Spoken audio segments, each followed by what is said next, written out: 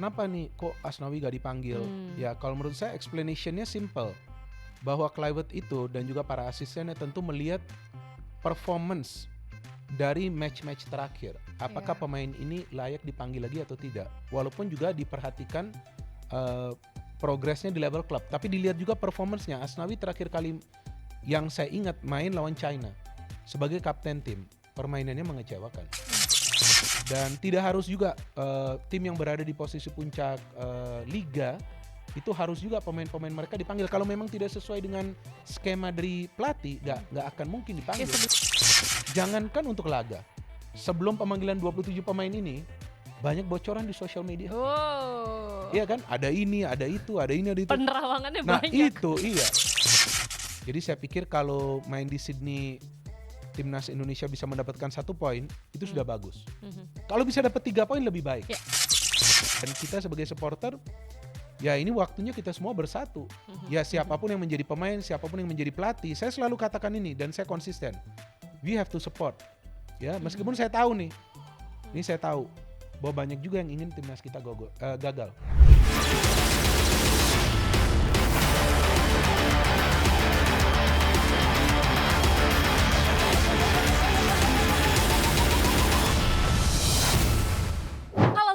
Jumpa lagi di Soccer Lover yang selalu menghadirkan informasi baik dari dalam lapangan hijau maupun luar lapangan hijau. Dan kali ini kita bakal ngebahas sesuatu yang lagi hangat, lagi panas, lagi banyak jadi omongan. Apalagi kalau bukan pemanggilan pemain sementara timnas Indonesia jelang hadapi Australia dan Bahrain di kualifikasi Piala Dunia 2026. Kita bakal mengulasnya bersama dengan sahabat saya Bung Binder. Apa kabar Bung? Baik Sheila. Thank you lo udah datang ini Sama-sama. untuk membahas sesuatu yang banyak komentar ya pasti. Ini nih momen-momen di mana orang banyak komentar. Satu pasti kenapa dia, kenapa enggak ini, itu kenapa pasti. enggak ini. Nah sebelum kita tanya-tanya lebih jauh, ini dia daftar 27 pemain sementara yang dipanggil oleh Patrick Kluivert untuk laga tanggal 20 dan 25 Maret mendatang. Jadi skuad ini bersifat provisional atau sementara ya guys ya. Masih menunggu 3 pemain yang sedang menjalani proses WNI. Di mana di situ ada Emil Audero Mulyadi, ada Dan James dan juga ada Joey Pelupesi. Nah, Bung Binder. 27 nih. Ya, Dari 27 ini ya kan. Ada nggak yang Bung Binder memang udah pasti. Dan siapa aja kira-kira? Ya, sebetulnya hampir semua sudah pasti. Dan saya memang dari awal sudah mengatakan bahwa Patrick Kluivert tidak akan melakukan banyak perubahan. Karena sangat beresiko bagi dia untuk melakukan perubahan yang signifikan. Artinya memanggil banyak pemain baru gitu. Kan supporter kita menunggu apakah akan ada banyak pemain baru. Saya sudah mengatakan sebelumnya di platform saya bahwa maksimum akan ada 2 pemain baru. Ternyata hanya 1, Septian Bagaskara. Dan pemain-pemain yang dia pilih memang mayoritas adalah pemain-pemain yang sebelumnya menjadi bagian dari skuad. Dan saya pikir memang harus seperti itu.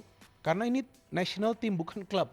Kalau klub itu kan ada break, ada transfer window, datanglah pemain-pemain baru yang dikontrak. Ini timnas, gak mungkin akan ada banyak perubahan.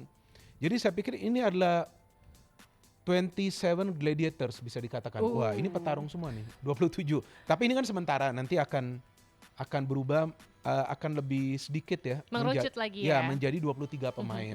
Sambil menunggu 3 pemain yang lagi menjalani proses WNI. Ada nggak di antara pemain yang udah kepilih ini, Bung Binder yang kayak kok sini nggak dipanggil ya gitu?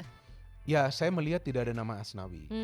Ya, dan banyak juga supporter dari tim nasional atau netizen kita yang DM ke saya, yang tulis di kolom komentar di channel saya, kenapa nih kok Asnawi gak dipanggil?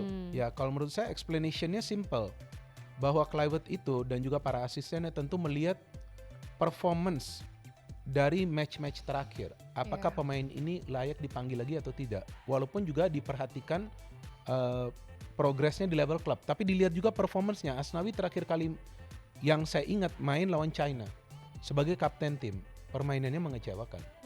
Ya kan, dan sekarang dia bermain di Liga Thailand.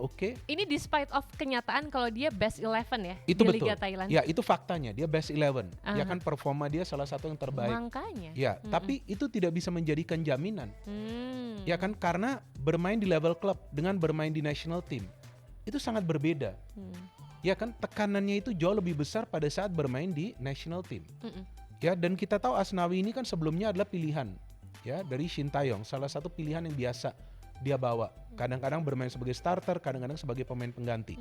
Tapi jika performa dia dilihat dalam beberapa pertandingan terakhir di national team, ya kan, itu menurun. Dan ada banyak pemain lain yang bisa bermain di posisi dia, seperti Kevin Dix, seperti Sandy Walsh, seperti Eliano. Maka tentu slotnya ini kan akan semakin berkurang. Maka itu Asnawi tidak dipanggil.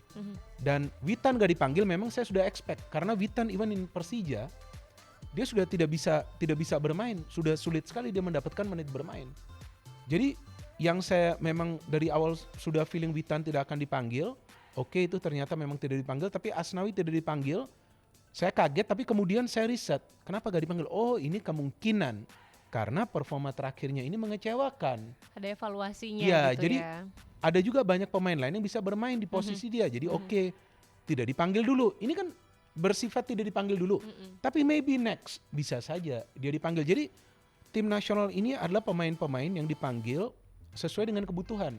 Jadi bukan suka atau tidak suka. Kan kalau netizen kita kan, wah, nih gak suka nih Kluivert sama Asnawi. Bukan gak suka. Memang saat ini tidak dibutuhkan. Tapi next tentu jika dibutuhkan, kemungkinan Iya. dia akan dipanggil. Lagian ini kan sebenarnya kayak tadi kita bilang di awal ya, ini belum ketok palu gitu Itu ya. dia. Ini masih bisa bongkar pasang. Masih bisa berkurang juga. Benar, masih bisa berkurang dan mungkin juga ada pertimbangan-pertimbangan Yes, lain gitu masih kan. bisa. Nah, Kluivert ini memanggil banyak penyerang. Ini kalau kita lihat memang berbeda ya dengan pelatih sebelumnya. Kini ada 8 pemain bernaluri menyerang. Seperti kalau kita lihatnya ada Rafael Struijk, ada Hoki Caraka, Egy Maulana, Ragnar Oratmangun, Ramadan Sananta, Ole Romeni, Eliano Reinders dan juga Septian Bagaskara. Full tank kayaknya dar gitu ya. Apakah ini sebuah pertanda timnas akan bermain menyerang melawan Australia dan Bahrain gitu? Berbeda dengan mungkin sedikit berbeda mungkin dengan taktik-taktik sebelumnya. Iya, kalau kita melihat dengan banyak penyerang tentu ini adalah sinyal bahwa Kluivert ingin timnas bermain menyerang, tapi tidak mungkin bermain total menyerang, apalagi main di Australia kan harus berhati-hati main away. Australia juga tim yang bagus. True. Tapi bukan berarti timnas ini akan bermain yang namanya tuh, kalau netizen kita kan pintar-pintar bikin istilah parkir panser. Bukan bus lagi ya. Bukan bus, sekarang udah parkir panser ngomongannya itu. Jadi taruh aja semua pemain di belakang. Nggak mungkin. Kemungkinan para pemain kita akan lebih lama menguasai bola, ambil inisiatif ball possession, ambil inisiatif untuk menyerang. Karena sekarang yang dipilih adalah pemain-pemain yang lebih banyak bernaluri menyerang. Ya, bahkan Tom Hay ofensif, Ivar Jenner ofensif, jika Joey masuk ofensif. Jadi lebih banyak pemain yang akan punya visi untuk menyerang. Dan bagi saya mau main menyerang pun oke, mau main bertahan jangan total bertahan lah. Ya, karena gak enak juga dinonton sebetulnya. Kecuali memang kita lawan tim seperti juara dunia Argentina. Nah, itu beda. Itu parkir panser double. Nah, itu beda lah. Ya, karena secara kualitas mereka jauh lebih unggul, atau melawan timnas Prancis. Tapi kalau masih di levelnya lawan tim-tim lain dari Asia dengan kualitas pemain yang kita punya di timnas, seharusnya jangan total bertahan. Bertahan boleh, main counter attack itu wajar. Tapi harus juga berinisiatif menguasai bola. Jadi feeling saya ya kemungkinan akan bermain lebih ofensif, walaupun tidak mungkin total football. Saya gak yakin karena yang diperlukan poin. Jadi bukan harus bermain bagus, tapi harus bermain rapi supaya bisa mendapatkan poin. Kita perlunya poin. Bermain pintar gak sih? Ah, itu juga benar. Nah, ini istilahnya lebih keren lagi. Ya kan, bermain pintar yang penting karena kita harus mengamankan poin dulu. Yes, gitu betul. Kan. Ya, smart jangan lah. kebawa nafsu gitu ya. ya. Betul. Dan kita mungkin gak sabar banget ya Soccer People untuk menantikan bagaimana vibes baru yang dibawa oleh Kluivert di timnas ini gitu. Dan menariknya Kluivert ini kan memanggil pemain debutan yakni Septian Bagaskara. Pemain 27 tahun ini memang bermain apik bersama Dewa United dengan 25 laga dan mengemas 7 gol serta 1 assist. Gimana menurut Bung Binder? Apakah memang dia cocok untuk menjadi pelengkap skuad timnas untuk laga ini?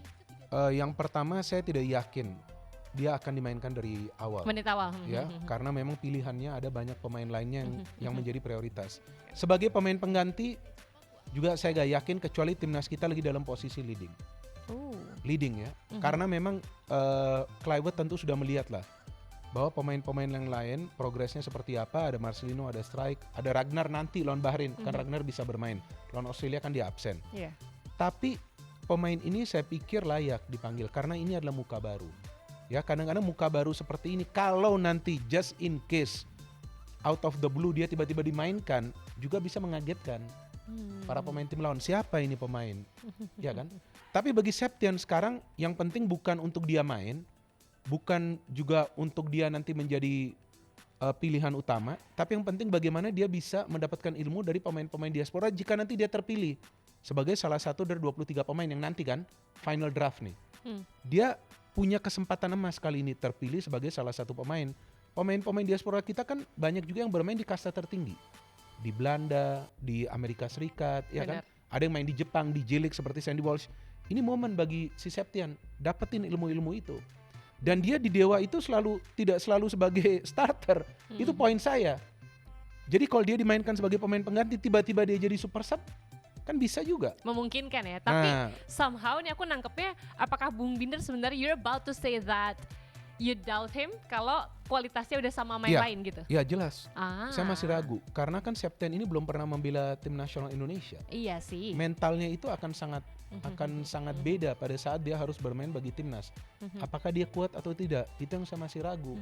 Ya kan pemain seperti Tom Hay saja kadang-kadang mengalami kesulitan di atas lapangan bermain bagi timnas kita. Jadi ini beda. Apalagi nanti pada saat bermain away di Australia, pasti pressure-nya kan ke timnas kita. Pasti mereka akan bermain all out. Karena Australia akan ingin mendapatkan poin itu dari Indonesia dan dari China di sisa match mereka. Jadi saya tidak yakin bahwa dia akan bisa mendapatkan menit bermain. Kalau dia dapat, you better fine. be a super sub ya. You lebih baik menjadi super sub. Super sub banget karena harusnya. dia juga di Dewa United beberapa kali masuk sebagai super sub, cetak gol. Dan Patrick Kluivert kan nonton match-nya Dewa United. Jadi dia nonton match-match Liga 1 juga bukan untuk bersafari, tapi he watch and dia bikin notes. Kita coba panggil dulu. Ya kan, bahwasannya nanti dia main atau tidak main itu nanti belakangan, tergantung lagi nanti bagaimana permainan dan situasi dan kondisi di atas lapangan. Nah ini skuad timnas ini tidak diisi pemain dari Persib Bandung, tim juara bertahan dan masih berada di puncak klasemen BRI Liga 1. Menurut Anda, Bung Binder kok ketawa sih? Ya karena ini yang paling rame sekarang. Iya kan? Menurut Anda, Edo Febriansyah, Mark Locke atau Beckham Putra, nih apa gitu? Apakah mereka tidak mampu bersaing menurut Anda atau gimana? Kira-kira kenapa nggak ada nama mereka? Ini pertanyaan yang bagus dan memang ini pertanyaan juga yang banyak ditanyakan ke saya di akun sosial media saya. Karena aku juga beneran pengen nanya. Saya belum jawab. Nah, saya jawab di sini. Edo tidak akan mungkin dipanggil. Kenapa? Karena di sebelah kiri itu sudah full. Ya, sudah ada Shane Patinama, sudah ada Kelvin Verdong, sudah ada Arhan, sudah ada Nathan yang bisa bermain di sana. Dean James jika nanti jadi juga bisa bermain di sana, ya. Kemudian Mark Locke juga nggak akan dipanggil. Performa dia terakhir di timnas juga menurun. And di klub, dia memang menjadi pemain yang penting bagi Persib Bandung. Tapi lagi-lagi saya katakan klub dengan national team itu berbeda. Sudah ada banyak sekali pemain di posisi dia, ya. Dan Beckham Putra, justru saya lebih tidak yakin jika Beckham akan dipanggil. Dia pemain yang punya potensi, tapi sejauh ini sebagai pemain yang dibutuhkan di depan, dia belum bisa konsisten memberikan umpan-umpan yang akurat. Lebih banyak dia kehilangan bola di build up. Jadi saya pikir 3 pemain ini gak dipanggil, yaitu adalah hal yang wajar. Dan tidak harus juga tim yang berada di posisi puncak liga itu harus juga pemain-pemain mereka dipanggil. Kalau memang tidak sesuai dengan skema dari pelatih, gak akan mungkin dipanggil. Ya sebenarnya balik lagi ke kebutuhan timnya gitu. Itu dia. Ya, dan strategi maunya seperti apa strateginya. Edo is a very good player, ya saya tahu. Tapi ya kalau sekarang memang sudah full, justru saya pikir Arhan juga mungkin tidak akan ikut nanti ke 23 pemain. Ini mungkin saya katakan. Ada kemungkinan itu ya, iya, Bung ya.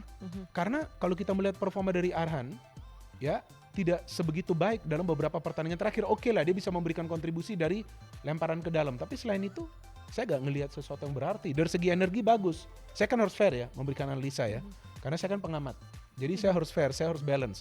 Bahwa memang saya melihat Arhan bisa terpilih sekarang ini saja sudah bagus. Karena itu sudah rame di sebelah kiri. Banyak pilihan gitu. Banyak sekali pilihan. Ya kalau Arhan nanti terpilih sebagai salah satu 23 pemain, prove it bahwa kamu itu layak bermain bagi timnas.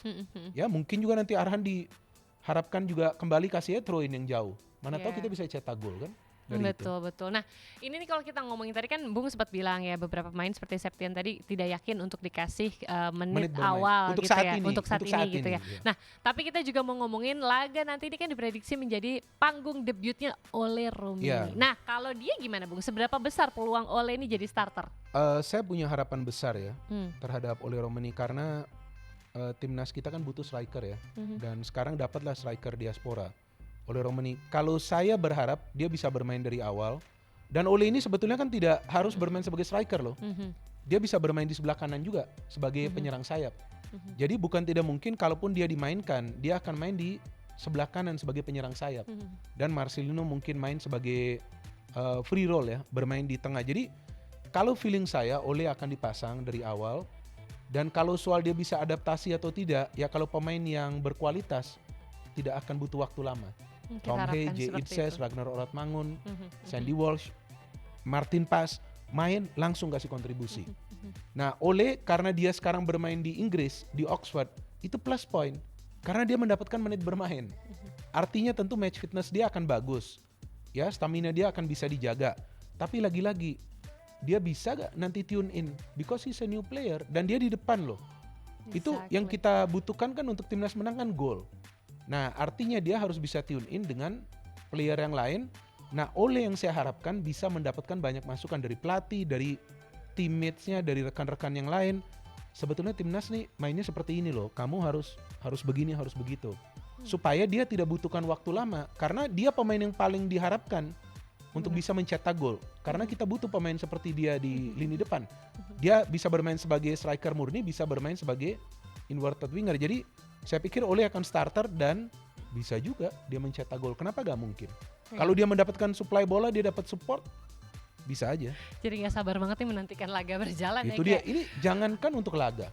Sebelum pemanggilan 27 pemain ini, banyak bocoran di sosial media. Wow. Iya kan? Ada ini, ada itu, ada ini, ada itu. Penerawangannya Nah banyak. itu iya. Bahkan saya merasa, Mhm. ini 10 hari lagi ya. Ini Yes. tanggal berapa nih? Tanggal 10 ya. Yap. Oke. 10 hari ini terasa seperti 10 bulan. Lama banget hari ini Iya, lewat. Bener karena tuh kayak di laga kali ini tuh terlalu ibaratnya kayak new season gitu.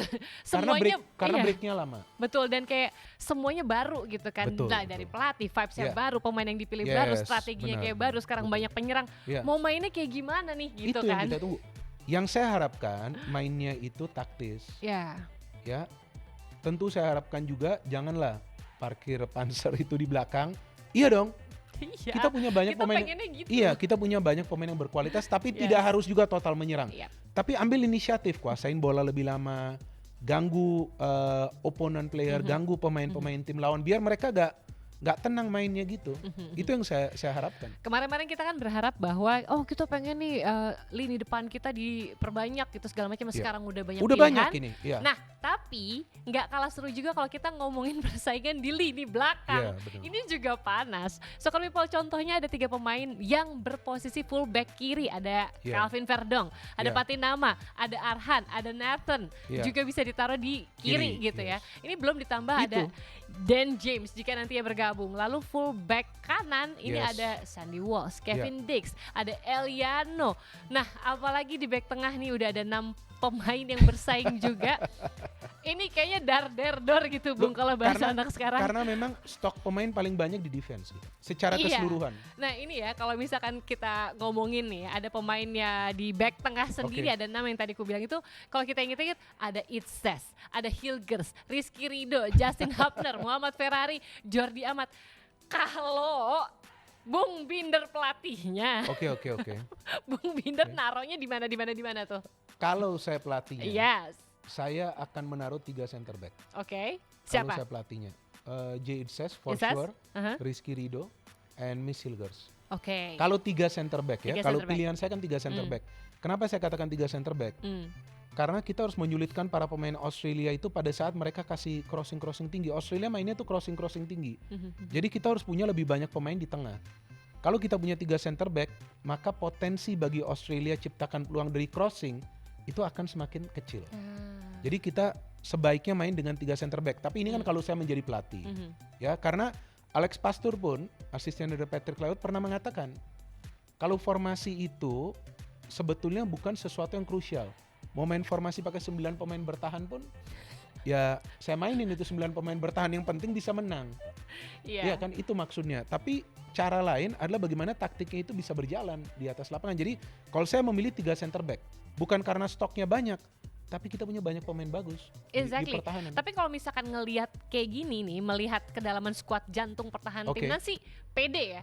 sangat pede, dan kalau saja kita bisa mengunci Australia dalam urusan menciptakan peluang, kita kunci nih mereka gak bisa ciptakan peluang, frustasi dong, Banget. main di kandang sendiri, mereka juga dapat tekanan, counter kita cepat, kita cetak gol. Itu yang kita harapkan ya. Iya, itu yang kita harapkan. Tapi kan counter cepat itu bukan berarti bermain defensif, enggak. Itu salah satu cara juga untuk menang. Tapi kita harus punya juga banyak pemain di tengah yang bisa alirkan bola ke depan. Tom Hay, Joey, Ivar Jenner, Ricky Kambuaya. Itu kan pemain-pemain yang punya visi juga mainnya. Oke, nah ini kan tadi kita bahas di awal nih Bung ya. Ada 3 pemain baru yang dinaturalisasi, di mana ini ada Emil Audero, ada Dan James dan juga Joey Pelupesi. Apakah ketiga pemain ini kiranya nanti akan memberikan warna yang berbeda untuk timnas Bung lihatnya? Kalau feeling saya Joey akan main dari awal, jika dia tersedia. Oke, kita gak tahu nih apakah akan cukup gak nih waktunya sehingga mereka bisa didaftar. Tapi Emil Audero pelapis dari Martin Paes formnya bagus, dan Dean James saya gak yakin juga dia akan main dari awal ya. Jadi dari 3 ini Bung paling yakin Joey akan bisa main kalau emang. Yes, karena Joey adalah pemain yang berpengalaman, usianya sudah matang, ya kan, pemain yang sudah lama main di Eropa. Kalau kita punya Joey dan Tom Hay, 2 pemain yang berpengalaman, 2 pemain yang tenang, mentalnya kuat. Tengah udah aman, pertahanan udah aman. Agree lagi. Agree sih. Iya, aku. itu dia. Soccer gimana? Agree gak? Tapi bener banget lagi. Saya pengennya tuh di tengah tuh kita punya pemain yang berpengalaman, tenang, gak banyak kehilangan bola, bisa lama menguasai bola. Kan itu kuncinya. Jangkarnya tuh ya di jangkarnya situ. itu 2 pemain itu, ya Joey dan juga Tom Hay ini kuat pegang bola, pintar kasih bola ke depan. Nah, Ivar Jenner bukan pemain yang jelek, tapi Ivar Jenner is too young.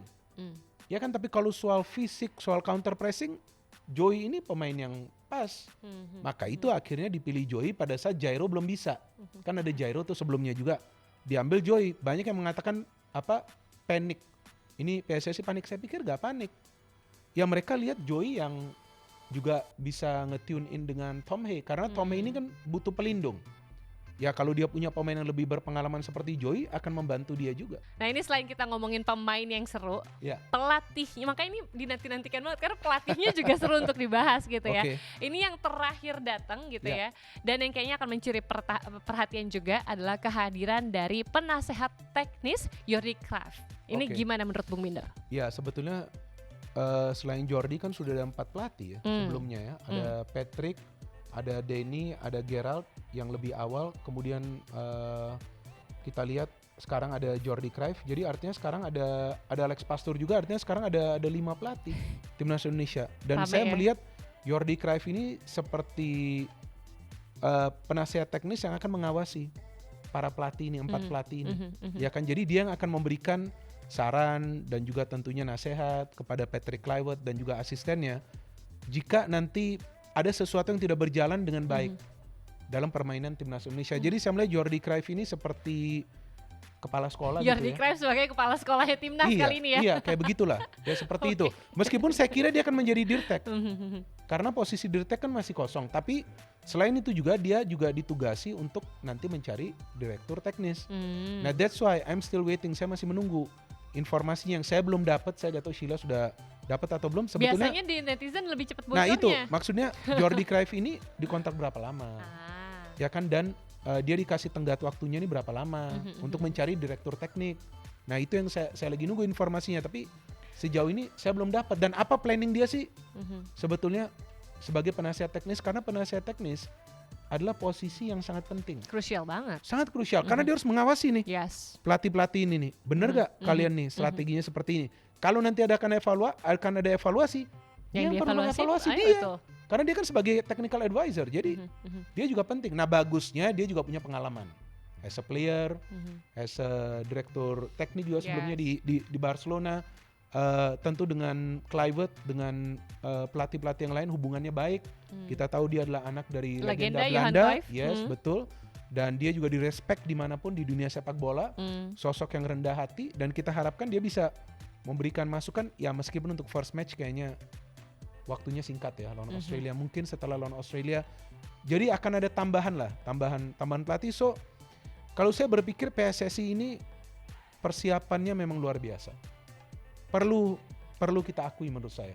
Of Perlu. course, of Sampai course. 5 pelatih sekarang di timnas Indonesia. Jadi yang penting nih jangan sampai ada sesuatu yang tidak sesuai rencananya, yang nggak berjalan ini. Maka itu ditaruh 5 pelatih. Ya, pokoknya tujuan kita Piala Dunia 2026 itu Iya. kayak sepenuh hati dipersiapkan. Let's go gitu kan Iya ya. betul. Oke. Nah, dengan skuad yang ada saat ini nih Bung ya, Oke, seberapa oke. optimis Bung Binder melihat peluang timnas melawan Australia di Oke, Sydney? oke. Ini kan kalau lawan Bahrain sih 3 poin Yes. kayaknya kalau di atas kertas mah ya wajib dapat Oke, lah oke, ya, harga oke. mati pokoknya. Tapi kalau Australia oke. dulu deh di Sydney menurut Bung Binder Oke gimana? oke. Kalau di Sydney, kalau bagi saya Mhm. ya idealnya 1 point. 1 point? 1 point. Berarti 1 main point. 1 point is good enough. Kalau menurut saya. Oh. Kalau bisa menang itu bonus. Mhm. Karena kita gak bisa menganggap remeh Australia walaupun di kualifikasi Piala Dunia kali ini mereka performanya tidak seperti sebelum-sebelumnya. Ya, bahkan mereka pernah kalah di kandang lawan Bahrain. Tapi tetap mereka tidak bisa dianggap remeh dan mereka pelatih baru mereka juga sudah beberapa pertandingan sebelumnya. Jadi saya pikir kalau main di Sydney timnas Indonesia bisa mendapatkan 1 poin itu sudah bagus. Mhm. Kalau bisa dapat 3 poin lebih baik. Ya realistis aja. Realistisnya tapi 1 point. berdoanya mah boleh Ya, tinggi 1 gitu point. ya Kalau kan. netizen kita kan maunya menang. Iya. Menang, Ya, menang, pasti menang, menang tuh. di Australia. Ya aku juga pengennya kan menang. Tapi kan maksudnya belum tentu being bisa. realistis. Ya, belum ya. tentu karena Mhm. jangan, yang saya harapkan ya jangan kalah. Iya di pasti Australia. pasti. 1 poin itu kita dapat, kemudian nah ini yang seru. Apa? Next match lawan Bahrain. Tapi itu harus lah ya. Nah, saya justru lebih khawatir itu lawan Bahrain. Oh ya? Karena tekanannya akan besar untuk kita. Main di Iya kandang sih, sendiri, Iya sih. GBK pasti full house, Iya. ya kan? Belum lagi dengan sandiwara para pemain Bahrain. Oh pasti mereka akan main begitu. Aduh, karena ini jedanya cukup lama, terus Bung ngomong gitu kayak sandiwara pemain Bahrain. Oh iya lagi. Wah bentar, ini apa kata pemain kita juga harus berlatih acting dulu Nggak, sebelum nggak. masuk lapangan? Nggak. Enggak dong ya? Saya melihat para pemain kita itu nggak ada yang aneh-aneh, Exactly. nggak pernah mengulur waktu, ya kan sportif dalam bermain. Memang harus seperti itu. Yeah, so proud of them. bermain sepak bola. Yes. Cuma para pemain kita juga harus menjaga emosi. Jangan nanti lihat para pemain Bahrain Kepancing ini- sama dramanya kepancing. Bahrain. Gitu ya. Itu, jaga emosi. Emosi. Mereka main kasar ya kalau bisa ya biar mereka yang dapat kartu merah lah. Mhm, Ya kan, mhm, jadi mhm. saya pikir lawan Bahrain tidak boleh menganggap remeh. Ya, jadi mungkin pas melawan Bahrain ini ada strategi plusnya adalah menjaga Nah, emosi. itu menjaga gitu ya. dan main lebih tetap waras ya, gitu ya. dan main lebih sabar lagi. Yes. Ya kan, jangan main pakai emosi. Mhm, Saya feeling para pemain tidak akan main pakai emosi. Dan netizen kita juga jangan memanasi Iya, sosial iya. media lah, Betul, nggak perlu betul, juga, betul, ya. Memang kita semua ingin agar timnas kita bisa menang lawan Bahrain. Biarkan para pemain bermain dengan baik. Iya, memang kita semua gemes ya Iya. sama timnas Bahrain, tapi udah kita berikan dukungan Iya. positif Iya. ke timnas kita, fokusnya ke timnas kita Kita aja. fokusnya ke timnas dan pada saat Bahrain datang, Mhm. jangan juga berbuat hal-hal yang negatif yang bisa merusak juga nama dari Indonesia. Yuk bisa yuk. Ya kan, jangan. Kita harus menjaga Yes. ketertiban. Sepak Mhm. bola mengajarkan kita sportivitas Mhm. dan fair play ya.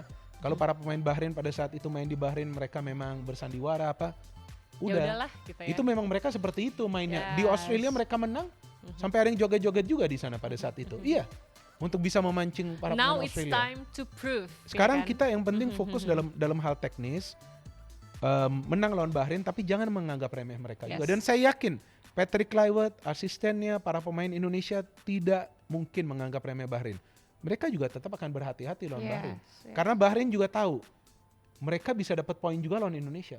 Sebaliknya kita juga ingin mendapatkan poin dari Bahrain dan China nanti. China kan tapi masih Ya. Juni. Kita ngomongin China juga nih ya, dimana kalau nanti menghadapi China ini akan ada di GBK ya, 5 Juni. Ya? Juni, Juni, ha, oke. dan bertandang ke Jepang pada 10 Juni 2025. Sebenarnya kalau kita ngomongin perjalanan timnas nih luar biasa sekali, bisa Oke, sampai oke, di oke. titik Iya, yang iya, ini iya. gitu ya. Iya. Sudah kalau kita lihat lawan-lawan kita udah bener-bener negara-negara yang hebat, Wow. bisa saya bilang seperti Yang itu. rankingnya jauh di atas Rankingnya kita. jauh di atas kita, dan aku nggak segan untuk bilang kita bisa dibilang mampu lah berlaga, tidak malu-maluin banget. Iya, Oke, iya. udah Sejauh ini bukan level ASEAN gitu iya, kan. sejauh ini sementara timnas berada di peringkat nomor 3 di grup C yang Exactly. neraka banget ini. Exactly. Iya, betul. Nanti melihat performa timnas ke Oke. depannya, termasuk yang lawan Cina, lawan Oke, Jepang, oke. Bung Binder melihatnya seperti apa? Eh, saya selalu mengatakan bahwa timnas kita punya peluang untuk lolos ke Piala Dunia. Amin, Ya, amin. because of the quality of players. Jadi materi pemain yang sekarang berada di timnas Indonesia ini kan sudah standar Eropa kan sebetulnya. Mhm, karena banyak pemain yang bermain abroad, mayoritas bermain di Eropa. Jadi ini sudah bagus materi pemainnya, dan sekarang pelatihnya juga berasal dari Eropa, dari Belanda. Nah itulah yang saya katakan, yang saya harapkan sekarang ya sudah ada hasilnya nanti, ya kan, karena kerangka tim sudah ada tambahan pemain, support dari PSSI luar biasa. Ya kan, as usual PSSI kali ini dengan Ketua Umum Pak Erick Thohir supportnya luar biasa. Dia lagi fokus benar-benar bagaimana timnas ini semakin kuat setiap bulannya. Tiba-tiba ada pemain baru lagi yang masuk, pemain yang berkualitas lagi masuk. Itu juga sebetulnya bisa membingungkan para pemain tim lawan, dan kita sebagai supporter ya ini waktunya kita semua bersatu. Ya siapapun yang menjadi pemain, siapapun yang menjadi pelatih, saya selalu katakan ini dan saya konsisten. We have to support. Ya, meskipun saya tahu nih, ini saya tahu bahwa banyak juga yang ingin timnas kita gagal. Saya tahu juga. Adalah kita ya ada aja yang nggak puas kan. Tapi itu biarkan, itu urusan mereka. Tapi kita sebagai supporter yang positif, kita harus mendukung timnas kita. Of course, like mudah-mudahan semua soccer people di sini ya yang menonton acara ini tentu bersama kita lah doanya ya, bagaimana kita kawal timnas setinggi-tingginya. Yes, karena kita bisa melihat dari komentar-komentar di sosial media, banyak yang menginginkan timnas kita ini gagal. Dan itu menurut saya gak benar. Gak boleh seperti itu. Iya, ada bukti-buktinya bisa lihat. Ada juga beberapa komentar di channel saya bahwa lebih baik gagal biar gak lolos. Kenapa kita harus berkomentar seperti itu? Gak ngerti. Saya gak ngerti. Aduh, sedih banget sih Soccer People. I don't know apa yang gitu mereka ya. mau. Ya kan? Padahal kita sebagai orang Indonesia, kita sebagai warga negara Indonesia, kita sebagai supporter timnas, apalagi saya yang sudah bertahun-tahun, puluhan tahun, ini udah waktunya timnas kita lolos ke World Cup. Kenapa enggak kita support? Ya kan? Kita gak usah pikirin hal-hal yang lain, kita pikir permainan dari Indonesia. Kita menunggu sudah lama, semua upaya telah dilakukan, semua dukungan telah diberikan. Emang ini udah waktunya sih.